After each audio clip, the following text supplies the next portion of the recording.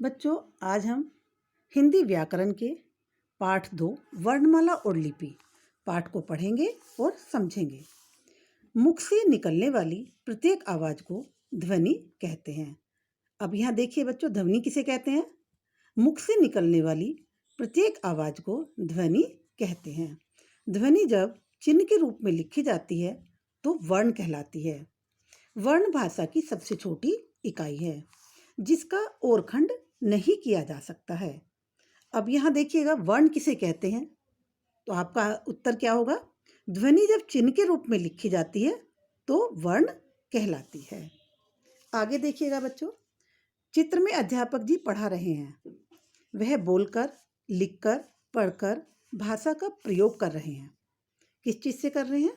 बोलकर, लिखकर और पढ़कर। वर्णों को लिखने के लिए जिन चिन्हों का प्रयोग किया जाता है उन्हें लिपि कहते हैं। वर्णों के निश्चित क्रमबद्ध समूह को वर्णमाला कहते हैं। यहाँ पर दो परिभाषाएं हैं। पहली परिभाषा क्या है? लिपि किसे कहते हैं? तो आपने जाना लिपि किसे कहते हैं, और दूसरा वर्णमाला किसे कहते हैं। हिंदी भारत की राजभाषा है। हिंदी भाषा देवनागरी लिपि में लिखी जाती है। यहाँ देखिएगा, हिंदी भाषा कौन सी उसमें लिखी जाती है? देवनागरी लिपि में। हिंदी की तरह नेपाली, संस्कृत और मराठी भाषाएं भी देवनागरी लिपि में ही लिखी जाती हैं। अंग्रेजी भाषा लिखने के लिए रोमन लिपि का प्रयोग किया जाता है। आगे देखिएगा, हिंदी वर्णमाला को 2 भागों में विभाजित किया गया है।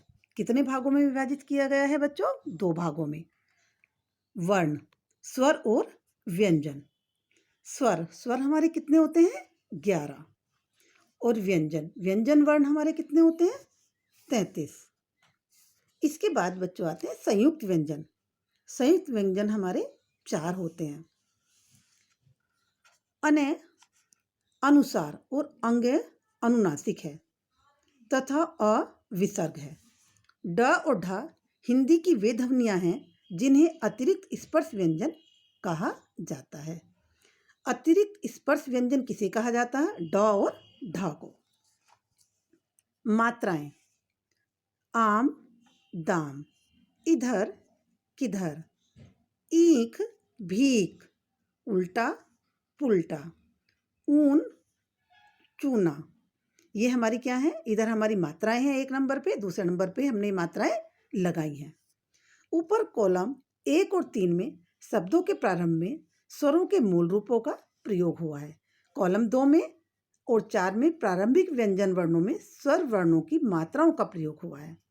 ऐसे ही कॉलम 5 में र और ऊ वर्ण की मात्राओं का प्रयोग किया गया है, जो बीच में दाहिनी ओर लगती हैं।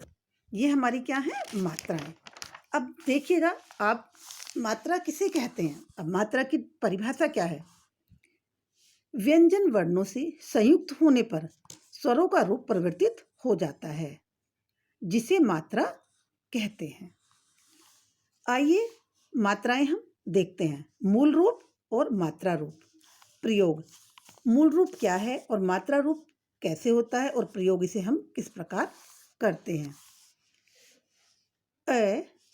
इसकी कोई मात्रा नहीं होती। इसका प्रयोग व्यंजन के बाद किया जाता है, जैसे माला, काला, भाला आदि।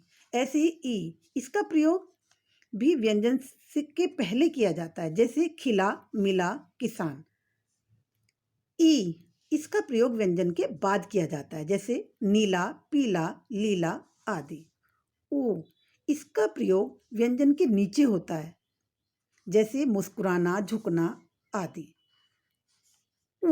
इसका प्रयोग व्यंजन के नीचे होता है, जैसे खून, दूना, भूनना आदि।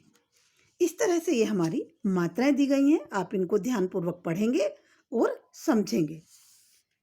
वर्णों को लिखने के लिए जिन चिन्हों का प्रयोग किया जाता है उसे लिपि कहते हैं। लिपि को एक बार दोबारा मैंने परिभाषा आपको बताई है कि वर्णों को लिखने के लिए जिन चिन्हों का प्रयोग किया जाता है उसे लिपि कहते हैं। ये आपने पाठ को ठीक से पढ़ा अब इसे एक बार दोबारा से पढ़िएगा और समझिएगा।